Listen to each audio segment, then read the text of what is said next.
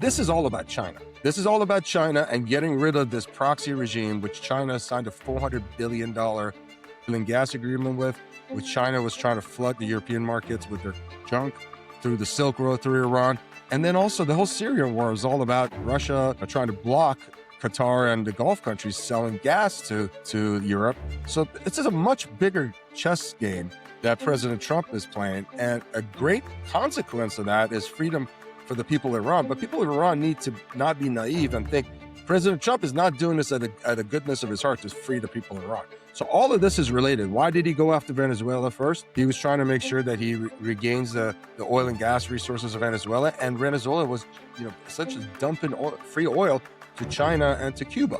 This is a much bigger grand chess game that is going on between the United States against, I think to a lesser extent, Russia, but against China and also to European powers. But what really is doing is putting immense pressure on China. And he might be able to, with this move, bankrupt China pretty soon. I mean, China's got maybe 60 more days of oil and gas reserves. And if President Trump gets control of the oil and gas resources and tells China, listen, we'll sell you all the oil you want, but as long as you act right. The minute you started trying to attack Taiwan, we'll cut your oil off. I think right now, President Trump is negotiating with China. All of the orders that are, this Chinese Communist Party is running the negotiations in Iran. Their masters are China. China is sending, planes full of surveillance technology, weapons, these drones, these Shahed drones that Iran claims they make, a lot of the parts are made in China, shipped to Iran.